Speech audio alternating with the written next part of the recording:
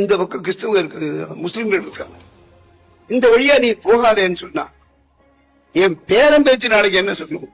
நான் இருக்க மாட்டேன், போயிடுவேன், போக மாட்டேன், திரும்பி வருவேன். தைரியமா இருக்கிற ஹிந்து மாறுதட்டி ஹிந்துவா இருந்தான். காசுக்கு ஆசைப்பட்டவன் கிறிஸ்தவன், கோழையா இருந்தவன் கிறிஸ்தவனா முஸ்லீம் அந்த மாதிரி இருந்தான். இதை கொடுக்கிறது கூட பயப்படாதவங்க இந்துவர்.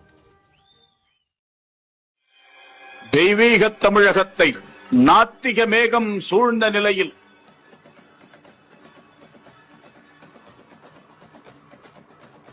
இந்துக்களுக்காக வாதாட போராட பரிந்து பேச வந்த மாமணி இந்து முன்னணி.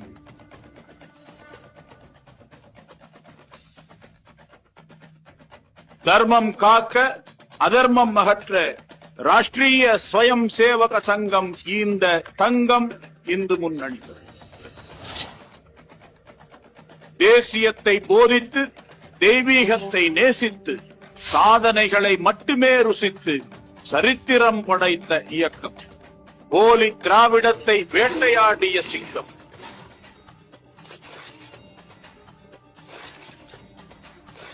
நாத்திக நரிகளை நறுக்கி மதமாற்ற கும்பல்களை விரட்டி உணர்வுள்ள இந்து சமுதாயத்தை திரட்டி சரித்திரம் படைத்த இயக்கம்.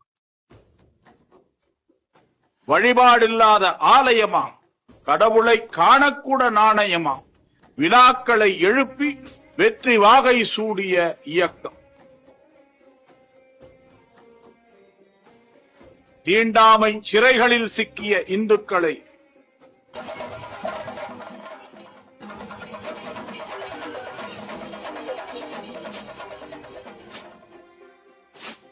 விநாயகர் சதுர்த்தி எனும் எழுச்சி மூலம் விடுதலை செய்தது.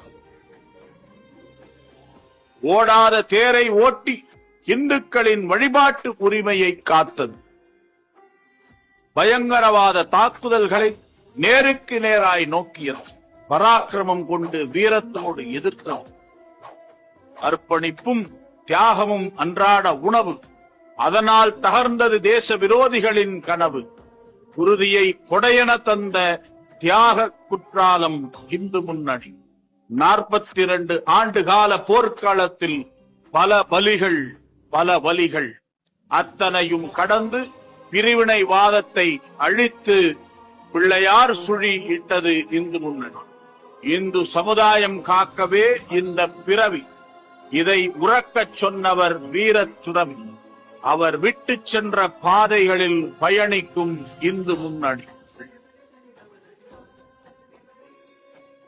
2023ஆம் ஆண்டு ஈரோடு மாவட்டத்தில் உள்ள சென்னி மலையை இயேசு மலையாக மாற்ற முயற்சித்த கயவர்களின் சதியை ஆயிரக்கணக்கான இந்துக்களை திரட்டி போராட்டம் நடத்தி வெற்றி பெற்றோம். சமீபத்தில் திருப்பரங்குன்றம் முருகன் கோவில் மலையை சிக்கந்தர் மலை என்றும், புனிதமான மலை மீது அசைவ உணவை சாப்பிட்டு மற்றும் ஆடு வெட்ட புறப்பட்ட சில இந்து விரோத சக்திகளை எதிர்த்தது இந்து முன்னணி. கிளர்ந்தது இந்து மக்கள் எழுச்சி. பல தடைகளை தாண்டி மிகப்பெரிய போராட்டம் நடத்தி நாட்டையே திரும்பி பார்க்க வைத்தது இந்து முன்னணி பேரியக்கம். இந்து முன்னணி பேரியக்கம் முருகரை வைத்து அரசியல் செய்யவில்லை. தமிழகத்தில் ஆன்மீகத்தை ஒளிரச் செய்ய முருகப்பெருமான் தான் இந்து முன்னணியை தேர்ந்தெடுத்திருக்கிறார்.